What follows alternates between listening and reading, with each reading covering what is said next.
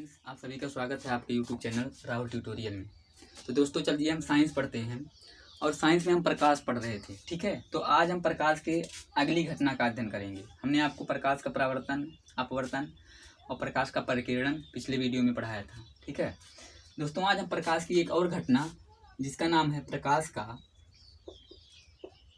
का पूर्ण आंतरिक परावर्तन, पूर्ण आंतरिक परावर्तन, इसका अध्ययन हम करेंगे दोस्तों। ठीक है, पूर्ण आंतरिक परावर्तन इसे हम कहते हैं टोटल इंटरनल रिफ्लेक्शन। इसे क्या कहते हैं दोस्तों? Total internal reflection. ठीक है दोस्तों, तो देखिए हमने पीछे आपको जो भी पढ़ाया होगा आशा करता हूँ आपको वह याद होगा।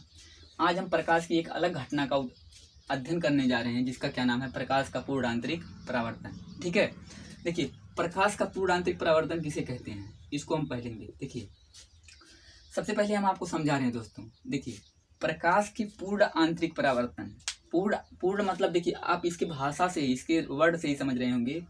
पूर्ण मतलब पूरा पूरा, आंतरिक मतलब अंदर जा करके, परावर्तन माने परावर्तित होना। देखिए जब कोई प्रकाश की किरण, ध्यान से देखिए दोस्तों, जब कोई प्रकाश की किरण किसी सतह से टकराती है और वह दूसरे माध्यम में प्रवेश करती है। दूसरे माध्यम में क्या करती है? प्रवेश करती है। दूसरे माध्यम में प्रवेश करने के पश्चात वह जब अपवर्तित ना होके पूरी तरीके से क्या हो जाती है? परावर्तित हो जाती है। तो इसी घटना को ही हम क्या कहते हैं दोस्तों? प्रकाश का पूर्ण आंतरिक परावर्तन कहते हैं। फिर से समझिए, जब कोई प्रकाश की किरण किसी सतह से टकराती है तो वह दूसरे माध्यम में क्या करती है? प्रवेश करती है। दूसरे माध्यम में प्रवेश करने के पश्चात यदि वह दूसरे माध्यम में प्रवेश करने की बजाय उस माध्यम से पूर्ण रूप से क्या हो जाए? पुनः पहले माध्यम में परावर्तित हो जाए, प्रकाश की यही घटना क्या कहलाती है? पूर्ण आंतरिक परावर्तन कहलाती है। देखिए देखो, प्रकाश का मतलब क्या होता है? प्रकाश पूर्ण का मतलब होता है पूरा पूरा, आंतरिक मतलब अंदर जा करके। देखिए आंतरिक का मतलब अंदर जा करके, पूर्ण का मतलब पूरा पूरा, परावर्तन का मतलब परावर्तित हो जाए। यही घटना प्रकाश का पूर्ण आंतरिक परावर्तन कहलाती है। मान लीजिए दोस्तों, कोई किरण किसी सतह पे टकराई और वह दूसरे माध्यम में क्या की? प्रवेश की। दूसरे माध्यम में क्या की? प्रवेश की।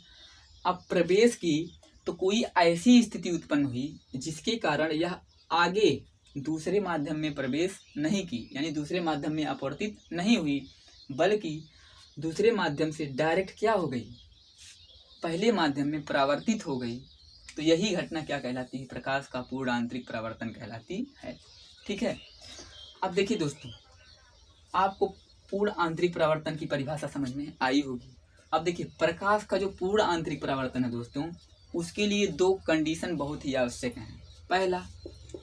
पहला क्या हो? प्रकाश की किरण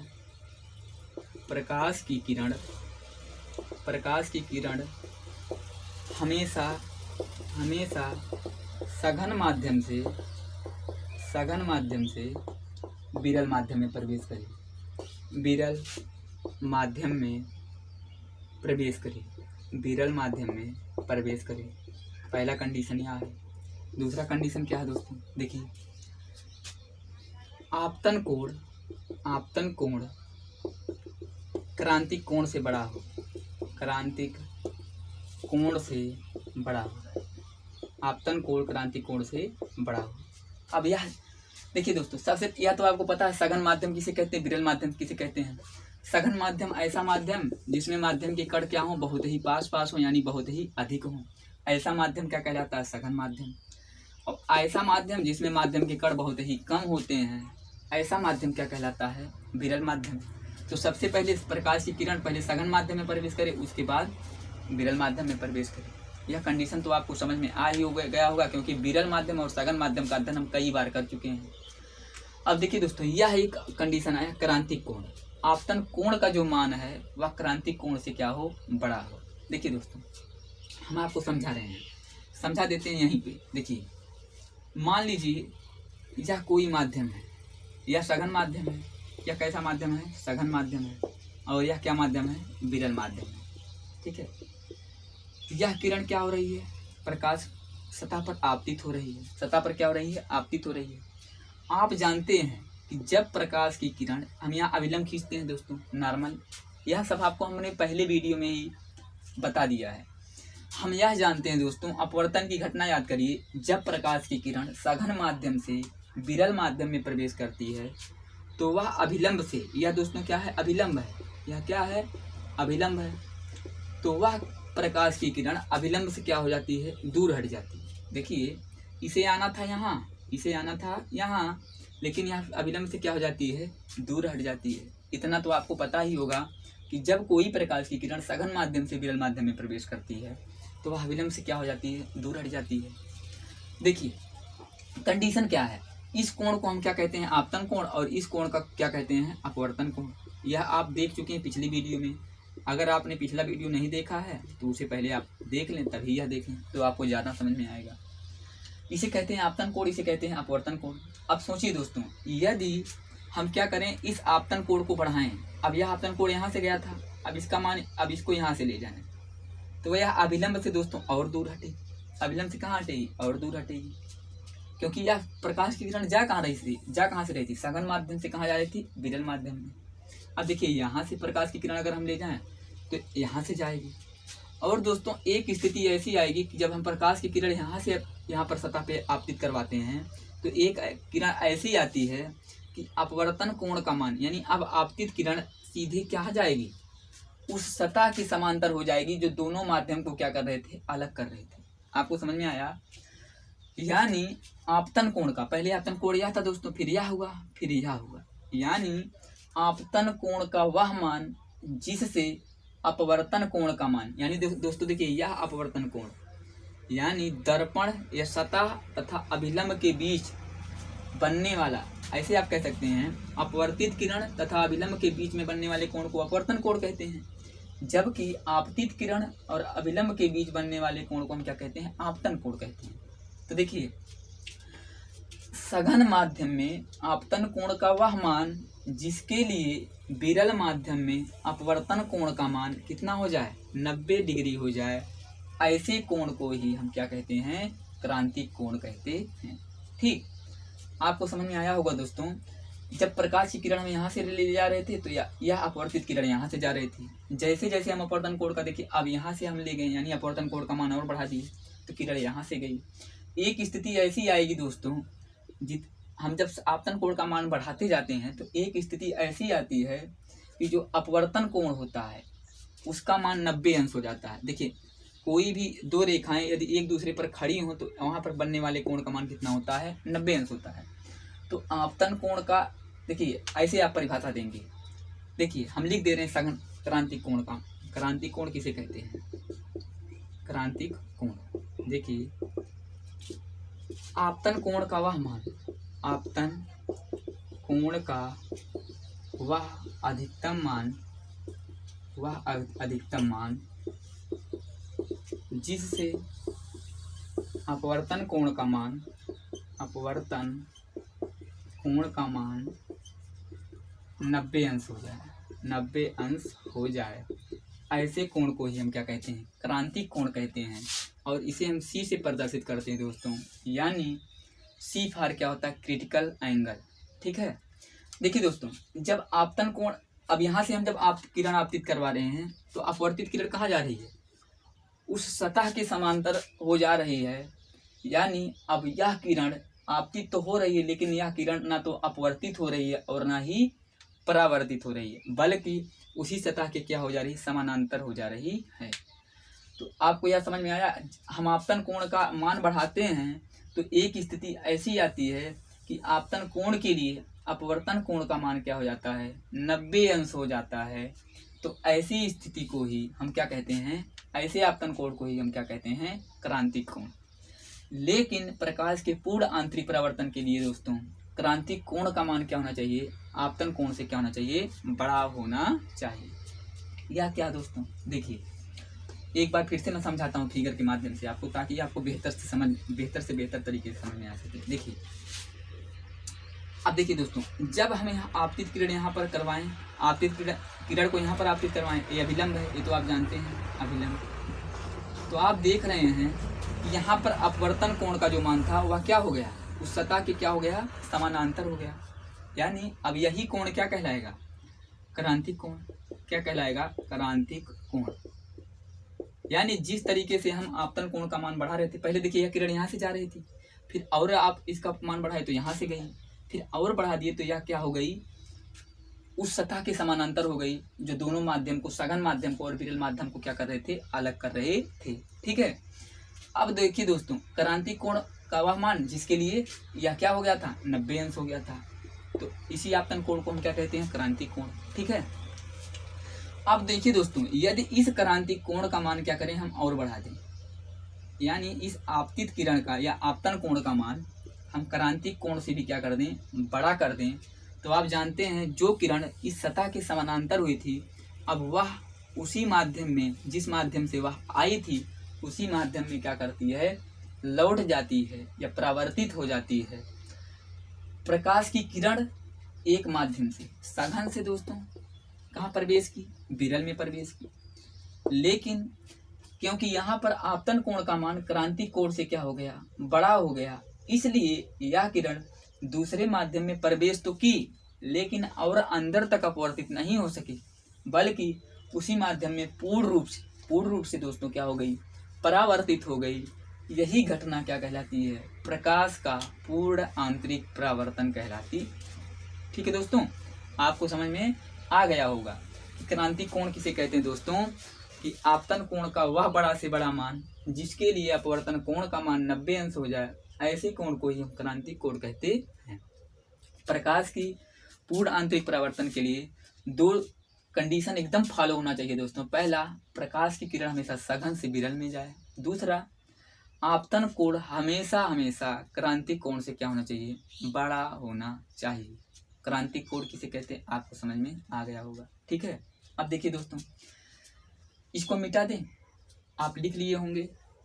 ठीक है। देखिए अगला क्या है दोस्तों, तो प्रकाश के पूर्ण आंतरिक परावर्तन आपको बेहतरीन तरीके से समझ में आया होगा।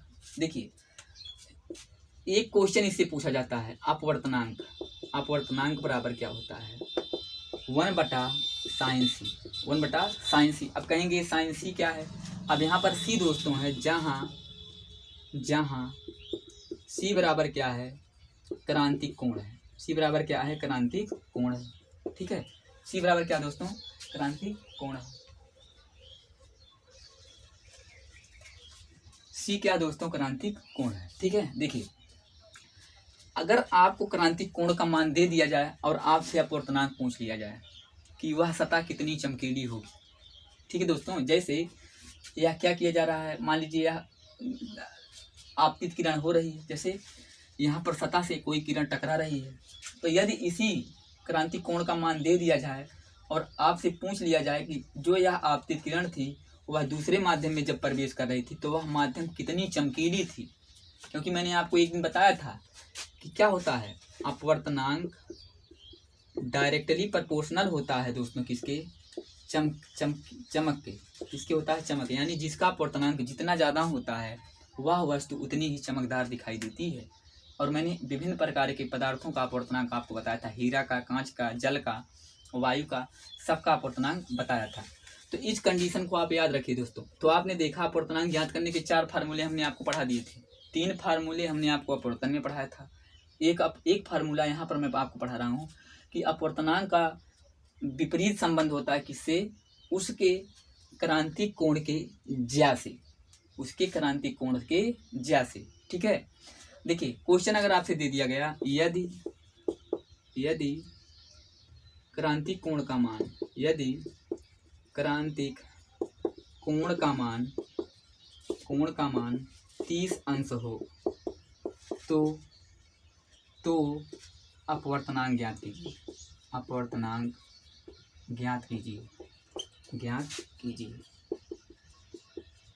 तो दोस्तों देखिए यहाँ पर c का मान कितना दिया गया है, आपको 30 अंश दिया गया है। कितना दिया गया है, 30 अंश दिया गया है।